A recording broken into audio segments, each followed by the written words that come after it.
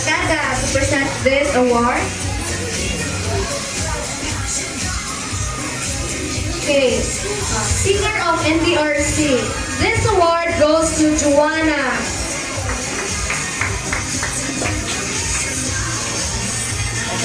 May I call on the presence of Ma'am Claudine to present this award? The next award, Singers of NDRC, goes to Marjo. Event ba? Shooting kayo. May I call on Ma'am Maika to present this award? One of the singers of NDRC, this award goes to Nonoy.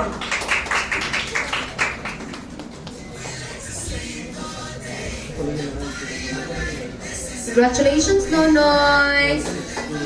And may I call on the present Joanne, this award.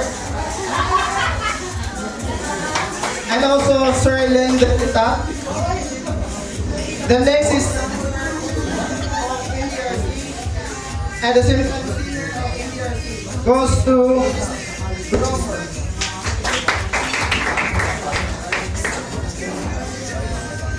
So lahat winners, lahat may award. So ngayon, dito na naman tayo sa ating pinaka-highlight na event. Pinaka-highlight na event, which is the giving of message of the student nurses to their residents with their personal token. Ang una kong tatawagin ay si Marjo.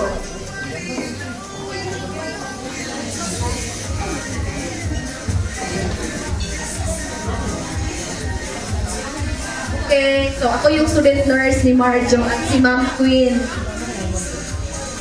Marjo, ito yung gift namin or token para sa iyo. So, ingatan mo yan na pictures natin yan. Anong response? Thank you very much. Okay. Thank you, Marjo. Next is Si Nonoy.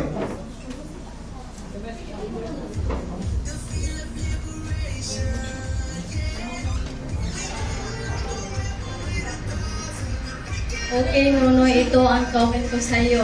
At ang nasa loob niyan ay secret. Okay, ang una, magbibigay ako ng message sa iyo. Okay.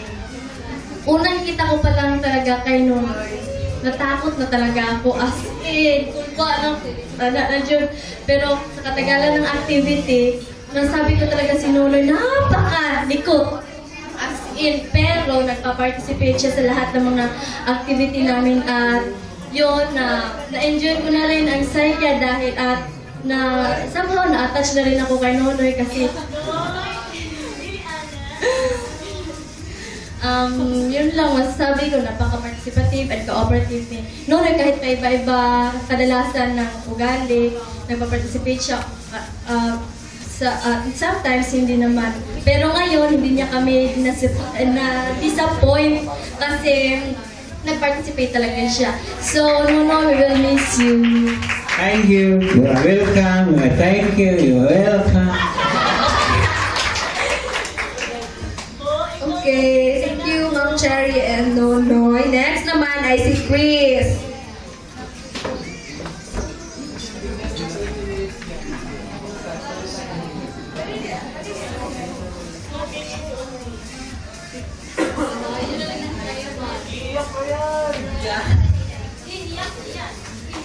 Hi, Chris. Ito ang bigyan namin sa iyo. Kahit maliit lang yan, pero pag-ingatan, pinaghirapan namin yan para sa iyo. Galing sa puso. So, kami, Ma'am Nikki at Ma'am Flor mo yan. Then, ang masasabi lang namin, unang-una, excited kami kasi si Chris daw ay active sa mga activities. So, yun, masaya kami. Tapos, at the orientation phase pa, at the second day, mukhang malungkot siya, pero okay naman. So,